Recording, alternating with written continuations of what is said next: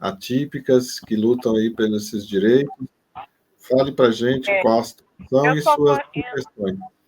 Eu sou administradora de um grupo, né, junto com a Sinara. Nós nos conhecemos no Banco da Terapia e, coincidentemente, trabalhamos no mesmo órgão.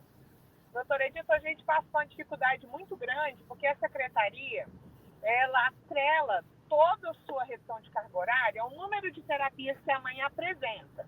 E a mãe, ela tem que apresentar terapias que ela não pode fazer, porque ela não tem horário para conseguir a carga horária.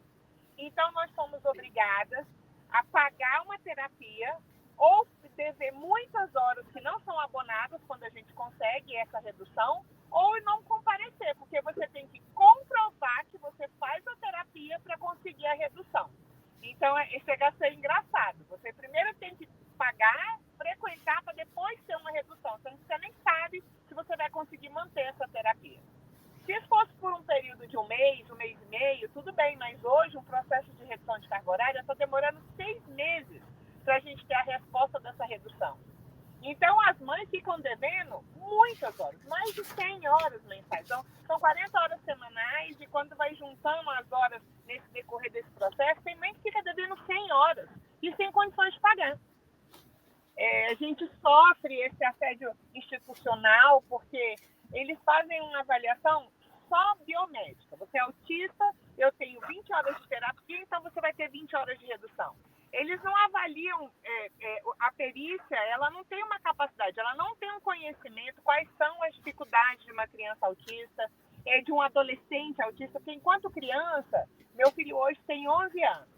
Quando ele era criança, eu conseguia colocá-lo em muito mais terapias do que eu consigo hoje. Ele não aceita as terapias hoje. Ele tem dificuldade em manter de duas terapias seguidas. E a junta, e nem por isso ele deixa de depender de mim. O Henrique não escova o dente sozinho, não vai ao banheiro sozinho. Ele depende de mim 100%. E a junta vê você só como uma mera motorista. Se você levar para terapia, você tem redução. E na minha última perícia, eu disse a ela, assim, doutora, o menor dos meus problemas é levar o Henrique para terapia.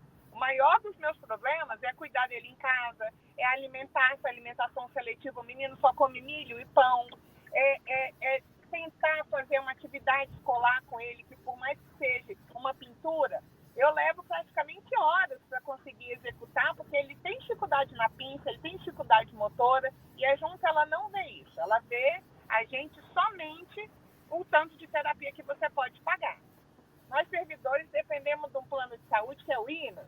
E o INAS, as terapias só cobrem 50% do valor. Então, muitas mães não conseguem fazer uma quantidade de terapia que o seu filho precisa financeiramente. Hoje, você consegue ver que quem tem 50% de redução são as carreiras de nível superior, principalmente médicos, nós dentistas, que conseguimos pagar muitas horas de terapia, a gente consegue 50% de redução. Mas uma mãe que é técnica, uma mãe que é ACF, que é atípica, que não tem as mesmas condições de salário, ela consegue colocar seu filho no máximo em 2, 3 terapias, ela tem exatamente isso, 2, 3 horas de redução.